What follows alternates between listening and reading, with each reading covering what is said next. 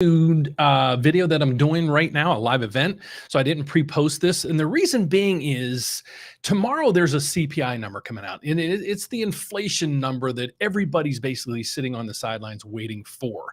So I wanted to preempt this for mortgage professionals out there, what you guys should be watching for right now today, between today and tomorrow and maybe on Friday. So what I want to talk about is just that, the CPI number coming in, what that number really means, the inflation number, how that number can affect mortgage rates and home affordabilities and the whole ball of wax. But I really wanted to kind of dissect kind of behind the scenes so you guys understand, what affects mortgage rates and everything else. So just for purposes, let me pull this up on the screen because this is what I use on a daily basis. If you're a mortgage advisor, I really suggest you use something like this, MBS Live, MBS Highway. We are actually in the process of trying to develop one of these ourselves, a little cheaper than most systems are out there, but this gives us a lot of context in what's going on in the markets. One of the things that's really on the forefront right now is the Federal Reserve. As we all know, the Federal Reserve is controlling everything. If you go over to the headlines, you're going to see Dow Jones rises 200 points as traders await key inflation numbers.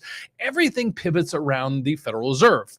Okay, so the number we have, or the data that we have coming out tomorrow, is what's called the CPI. Now, the CPI is a consumer price index. It's inflation at the consumer level. So we monitor that. And what the Federal Reserve is trying to do is they're saying, well, these numbers are too hot. Prices are escalating too high, and they have to curb this. The reason being is if you see prices on everything going up 5, 10, 15% a year, they're going to double in value over 5 years. Okay, so it can't be sustained. So the Federal Reserve is doing everything they can to basically curtail consumer spending and the housing market and everything else. So if you go over to here, these are some of the captions I want to show you guys on what's coming in on the real data, and then let you guys decide what you might want to do. But I'm just giving you some advice going into the close of the market today, is you might want to pivot yourself, or at least position yourself for possibly a big rate increase tomorrow, or a decent sized rate drop.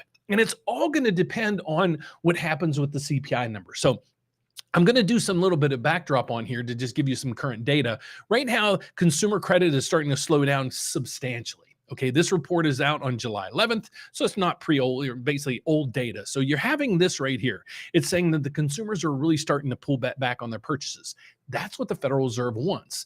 And then you go over to this section here, and it says U.S. annual home prices growth drops to the lowest rate in 11 years. Now, I'm not getting hugely upset about this or concerned about this because we haven't seen price declines. Yes, we're seeing massive declines in the number of homes being sold, but between today and yesterday, we had 6 closings.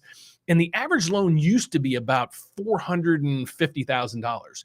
Right now, our average loan amount is about $280,000 to $300,000. So we're starting to see the loan amounts coming down, right in line to what I've been saying. If somebody has a house on the market for $350,000 or lower, those things are selling like hotcakes. Okay, so this is basically where things are heading right now. So we have the consumer starting to really cut back on their purchases. We have a housing market that's stagnant. I called that at the beginning of, or the end of last year. I said this year the housing market's going to be completely flat. You're going to have areas like parts of Arizona, Texas, Florida, and Colorado, see some hits. They might be in the tune of 10, maybe 15% in those hot areas. But all over the country, you're not going to see a housing crash, because if you check out my video I did a special video last night I posted, I showed you that there's over $250 billion of foreign investment money sitting on the side waiting to jump in to the housing market, the U.S. housing market. So we see housing cooling down, we see the consumer spending less. Then we go over to this section right here. This is giving us what the price of oil's doing. So my 2 big things that I monitor, along with home prices and everything else, is what is going on with commodity prices, gas prices. Remember a year ago, basically right now, gas prices in Chicago were $6. They're about $3.89 now. A huge drop, saving people substantially amounts of money. Just think of trucks. Trucks are driving and using diesel. Diesel fuel was higher than actual just gasoline just a year ago. It was teetering on $6 or more a gallon. Now we're seeing it about $3.50 a gallon again in Chicago. So, not quite half the price, but substantially lower than we were. So we're starting to see oil prices dramatically plummeting. Here's another area: lumber prices, one of the biggest components of housing. You go over back in, what was this, June of probably June of last year, June of 2021.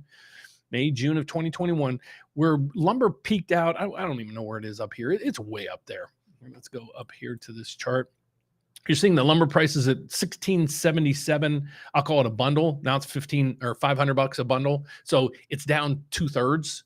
Okay, so we're starting to see all of this come together. But the thing that fears me or worries me the most is what the Federal Reserve or what the CPI number, the inflation number tomorrow is going to come back as.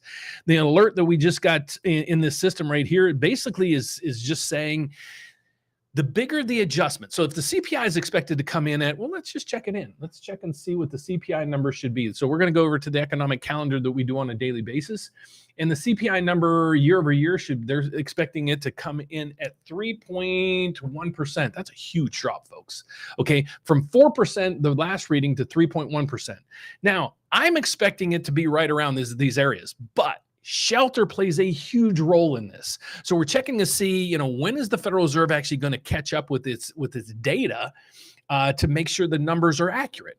So this number right now is showing the year-over-year CPI, consumer inflation number, is going to be up 3.1%. Now, the advice I'm going to give you is if this number comes in higher, and if it comes in higher than 4, all bets are off. But I'm expecting it to come down. I don't know if in this reading we're going to hit 3.1. So that's why I wanted to do this video, because here's my analogy behind all this. And let me just take this off the screen for 1 second. So here's my thoughts. Okay, it's all pivoting around the Fed, like we said. So if this number comes in hotter than expected, the markets are going to hate it. The stock market is going to plummet. You're going to see mortgage rates spike, because why? That just opened the floodgates up once again for the Federal Reserve to continue to raise rates and raise rates and raise rates. However, I'm not maybe expecting it in tomorrow's CPI, but it's coming very, very soon. If it's not tomorrow, is you're going to see the CPI number teetering just above the 2% range. And when I mean 2%, I mean 3.1, just like this data has here. And then that data should start to come back into the 2s as we have a runoff from last year's wild inflation numbers. So my expectations are, I'll put it this way. I'm just giving you guys the idea out there to do your due diligence tonight. Before you leave the office, make sure if you have any customers closing within the next week or two, I would highly suggest you locking them in, because tomorrow is going to be basically a coin flip. Is that number going to come in line? If it does, we're probably just going to see some stability here. Nothing really happened. But if it comes in lower or higher than expectations, one way or another, the market's going to move. And I'm thinking it's going to move fairly big.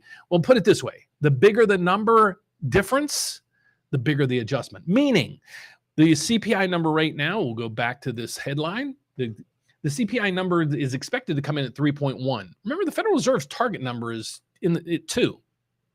3 isn't much higher than 2. It's much, much lower than 9. So you might say, well, we're not there yet, but guys, we're getting there. Let it take its time. But what I wanted to give you is the advice. If the CPI number comes in tomorrow at, let's say, 3.6, 3.7, rates are going to spike, skyrocket, and the stock market's going to plummet. If the CPI number comes in the 2s, you might have, thank goodness you didn't lock in, maybe, because you're going to see mortgage rates plummet. That's why I choose to be a broker, folks. The reason why I'm a broker is I have the ability, if I lock in today with one lender, and the rates plummet, I can just take it to another lender. I know we have pull-through ratios and everything else like that we have to work with, but you have to do what's best for your clients. So I don't know if you guys can chat out there, but if you guys can, I'd love to answer any questions that you have, or at least let me know where you're coming from. Like I said, I did this as spur of the moment. I didn't expect to have a lot of people here, but I was hoping that you guys would be able to watch this before you leave for the day to make sure, if your signals are telling you to lock because the CPI number you think is going to be a little bit hotter than the 3.1, I'd highly suggest you lock. If you think the CPI number is going to be less than 3.1, then I would highly suggest you hold off, because we'll have a huge rebuke in mortgage rates. So we have somebody coming in from Michigan. Hey, I'm not that far from you. I won't even try to pronounce the name, because I don't even want to embarrass you by the way I say it. So I want to thank you for coming on. Are you a mortgage advisor? You're the only one on here right now. So if you want to have a conversation, love to. If not, I'll go ahead and end the session. But if you guys are out there, please post any questions that you have. I would love your thoughts on where you think the CPI number was going to come in at, and why. And I'll say this: I always love the whys. And I ask you, if you've ever been with me, or if you ever talked to me on the phone, I always say, why? Why are you doing that? Why are we doing that? Why are we doing? Because I want your feedback in this. Because a lot of times when you talk to people, they're like, or even the crashers. I'm getting a lot of kudos from you guys. Thank you so much. I actually took my channel down several months ago. Not down, but I really stopped doing videos because I had so many people just bashing me on a daily basis that I was an idiot, didn't know what I was doing, and everything else. But now, after 6 months, a year, a lot of people watching me. I've been doing this for 10 or 11 years on YouTube. But as people watch me and they're like, hey, what he called this year was pretty accurate. What he called last year was right on the button. Maybe these crash and doom guys aren't all that they're cracked up to be. So they're entertaining. I give them that.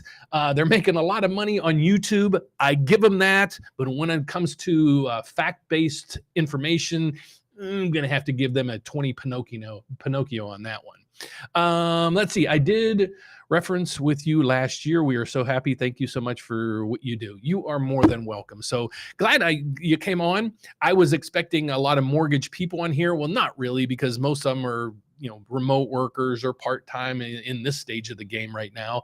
But, so if you guys have any other questions, I'd love to answer those. If not, I just wanted to give you that context for today, that the CPI number is coming out tomorrow, and that's the consumer inflation number. And then what we have on Thursday is the PPI, which is the producer price index. It's what the inflation looks like on the producer side. So here's what we try to follow. If producer prices are coming down, okay, then the consumer prices should be coming down, unless the producers trying to cushion their profit margins. Okay, so then we also watch the consumer price index to see where that's going in relation, because if that's coming down, we can maybe expect the producer equation to come down. So that's what's going on right now.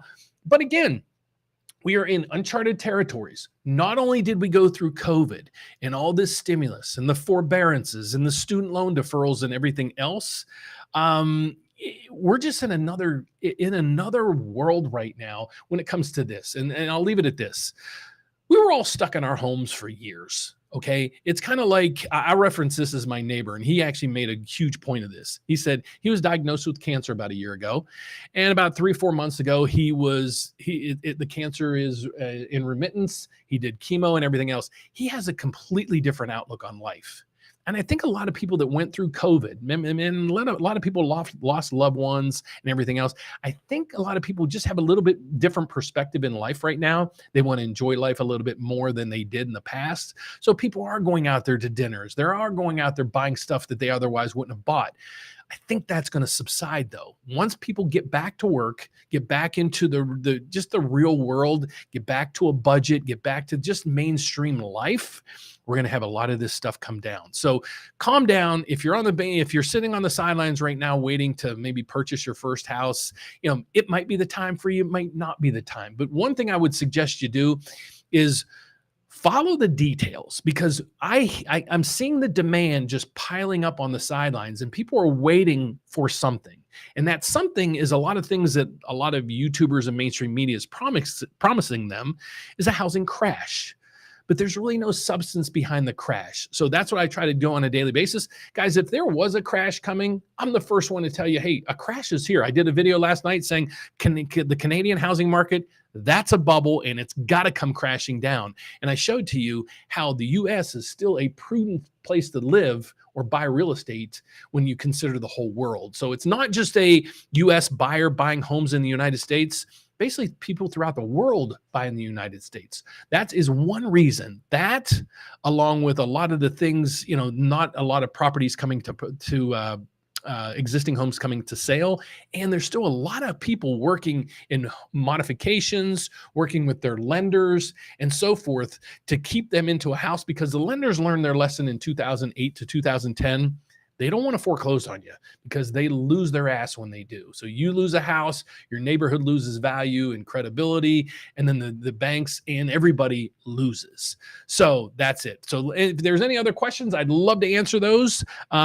Kim, what happens to that credit score mortgage tax? What happened to that credit score mortgage tax? Not really sure what you mean there, Kim.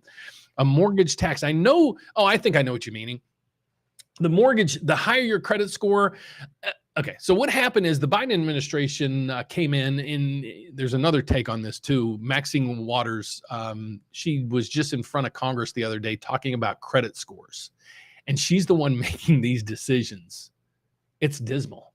She doesn't understand what she just did with this. So she was the person in charge of making these adjustments. So what Kim is asking is, the Biden administration recently made some adjustments into how they issue you your credit, your mortgage rate. Okay. So what they did is they came in and said, well, if your credit score in these buckets here, if your credit score is higher in certain buckets, what I mean by, I'll explain it here in a second. If your credit score is higher in certain areas, you're going to have a higher rate. If your credit score is lower for certain customers, they're going to have a lower rate. So who's going to pay the difference? Well, the higher credit scores are going to get penalized in certain buckets. Those buckets are usually, if you're putting down about 15 or 20%, with a 740 credit score up to about a 760, you lose. So that's where you come in and you talk to a mortgage advisor, because we might be able to find you that sweet spot. Maybe in your credit score, 20% down is the worst thing you can do when it comes to the rate. Okay, well, we might look at is have you put down 19%. We get PMI for maybe a year or 2 or 3. I forget. I think there's a minimum there, but you pay the PMI for a year or so, and you're still way ahead of the game because you're going to have a lower payment for the rest of the duration of that loan. So there's a whole bunch of tricks to this trade. But what I'm trying to guide you guys on is how you weed out, how do you figure out the housing market in your area? I thought I was going to have a lot of mortgage people on here, but I don't. So let's talk about the consumer side of things. So what I want to just say on video is, guys, I'm here to help you in your decision making. I'm not here to make your decisions for you. I'm here to provide you the information you need, such as, Javier. If you're on YouTube, Javier. He does videos, him and Jeb Smith, about how much can you afford with this amount of income. Then you have other videos. So there's a lot of YouTube content creators out there that do fantastic jobs. Then there's the Crash Brothers is what we internally call these guys. And they're their own little group of people, and they're killing it. They're making a ton of money, and their videos are entertaining. They walk around neighborhoods and showing you neighborhoods. One, for example, he shows you a neighborhood where he's saying it's going to crash and the builder's bankrupt and it's dismal out there. But 2 days later, I have a realtor calling me and says she just sold 3 properties in that subdivision. And she advised me that YouTuber, one of the Crash Brothers, was there on that site after hours. It was a Sunday afternoon. The weather was hot as hell in Texas. It was Texas or Arizona. So the workers weren't there. They had security guards there to just make sure all the equipment and everything's safe. The guy breaks in basically to the neighborhood, filming everything, telling people that the builder's going bankrupt and everything is dismal, to find out, no, it's just a Sunday afternoon in a state that has 120% temperatures with it's scorching hot. And it was a Sunday afternoon. So people weren't working. So that's the length that these people go to try to get you to, figure out this housing crash thing. But if you really understand the dynamics, you understand the dynamics of what happened in 2006 through 8 through 10, you get it, where it was just subprime loans. So if you want to stay on the video, I'll keep going. If you want to cut off now, please go ahead. But here's what happened. And you can dissect this as much as you want. You can do as much research as you want and everything. The component in 2008 where people don't get it, all they do is say, well, in 2006 to 8, house prices just went nuts, and then they come crashing down. Well, okay. Well, that doesn't mean it has to happen again. Well, so here's what happened back then. The Clinton administration came in back years ago and said it basically was like everybody should own a house. So they were creating all these programs and dropping credit scores and everything else to allow more and more people to buy homes. So they did.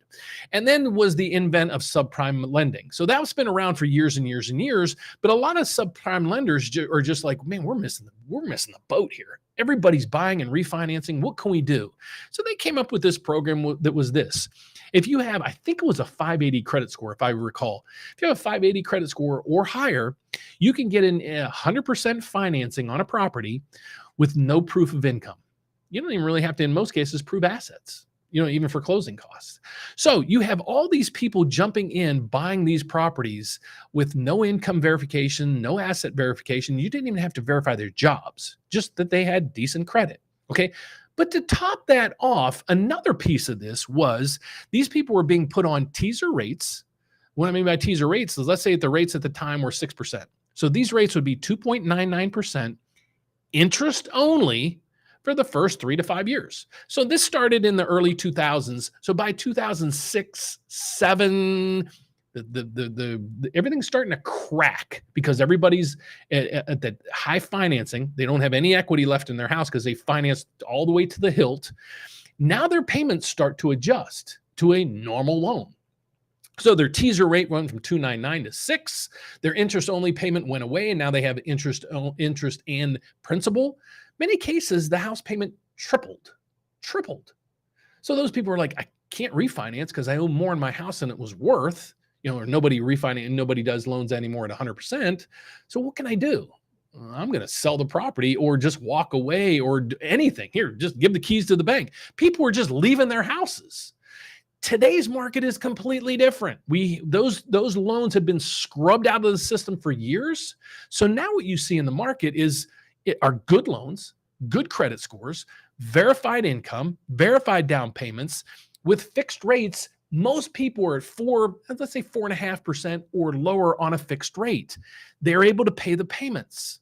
So unless something catastrophic happens, like the whole country has to go back in COVID mode and you lose your job and everything else, then that's what most people want you to think. Well, inflation's skyrocketing, so you're probably going to lose your job. You won't be able to make your house payment. You're not going to. Well, guys, if you lose your job, yeah, you're going to lose your house. You're probably going to lose a lot of other stuff. But today's job market is strong.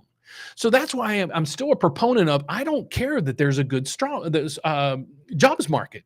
I endorse it because that could get us out of the recession that everybody's predicting us to get into. So I don't know what's going to happen, next month or 6 months from now. What I'm trying to do is just give you guys the information and the tools to do your own homework. So let's get to another question. Another part of that credit tax had a hefty penalty for investors in second homes. Is that still effective? Yes.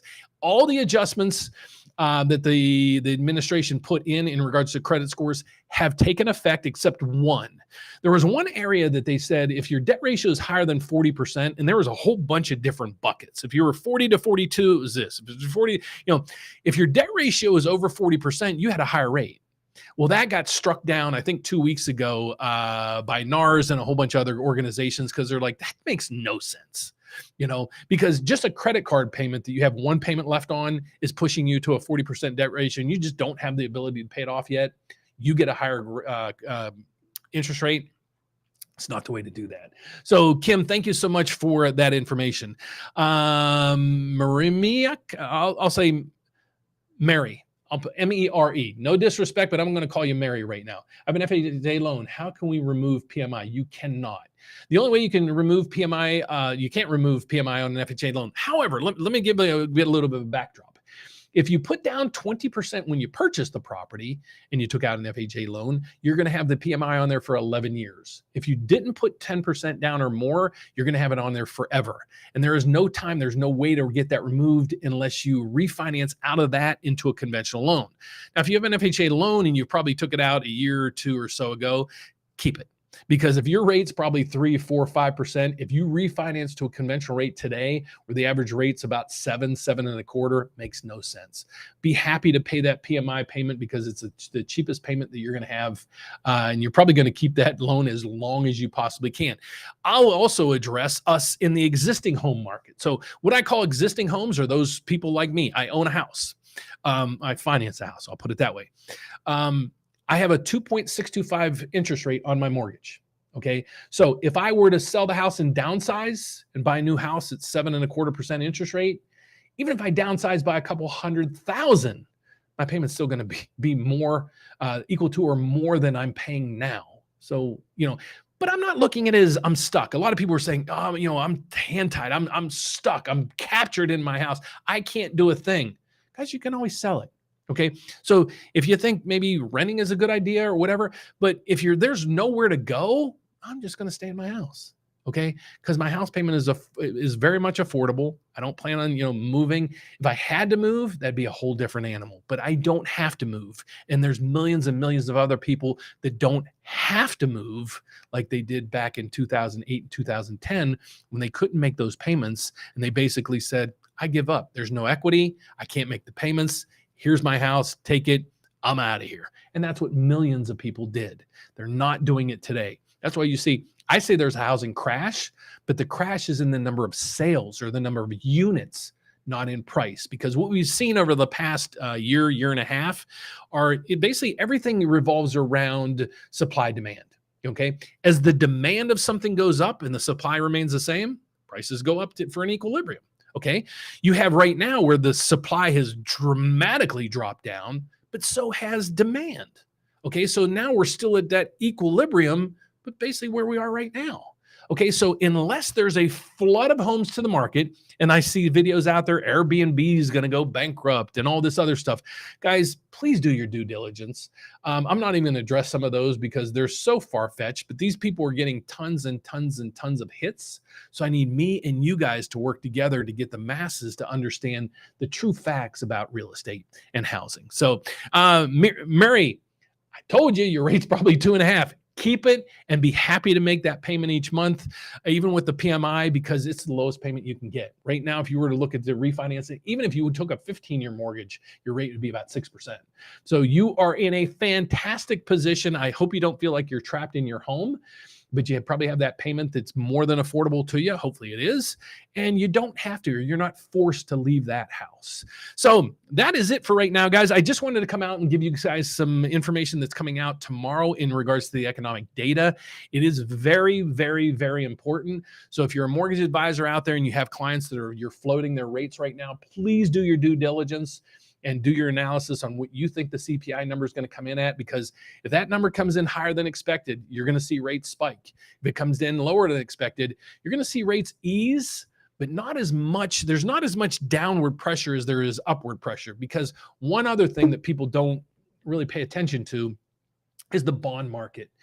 The federal government has issued, I think it was like billions of dollars of Treasury notes to fund the government since the debt ceiling did pass. Now they can kind of go out there and issue more credit, and they're doing just that. So they're competing. There's government bonds, there's corporate bonds, and there's mortgage-backed securities. All these bonds are now are fighting for investors to buy them. So you're having corporate bonds and everything else. So that's why you're seeing yields on everything in the bond market going up, because there's more and more competition. Again, we usually have corporate bonds in investments, and then we have MBSs, but now we have a flood of U.S. Treasuries hitting the market, and that's gonna artificially, for a short time duration, pump up rates also just because of that. So, everybody keeps trying to, I have some people that kind of trick me every once in a while. You think rates are going to hit 8? Why are they going to hit rate? Guys, I don't know, but I can say right now, based on tomorrow's CPI number, I'll post a video tomorrow after that CPI number is posted to let you guys know what happened and the information all behind it. Because my goal here is, like my tagline is, my goal here is to educate and inform you guys everything real estate. I have no agenda behind the scenes. I've been doing this for 33 years and just here to help you. So if I can be of any help to you, even if you're a mortgage advisor, you need some assistance, or you just have some questions on things, feel free to email me. My email is dan@therateupdate.com. and I'd be more than happy to email you there. Also, leave comments down below in this video. Once it does get pushed out there, I respond to all the first comments in most of all my videos. If it's good, bad, or ugly, I respond to it and just say thank you for your post, and then I'll answer your questions. So I appreciate you guys being on here. I'm going to start doing these during the day. So I just posted on my comment community section in YouTube what day or what time you guys would feel most comfortable with me doing live events to answer any and all the questions that you guys have. So other than that, thank you so much, guys, for watching. God bless, and I hope to see you tomorrow again. Take care, guys, and let's hopefully that CPI number comes in tomorrow a little bit favorable for us, because this housing market has been these bags didn't get here overnight. So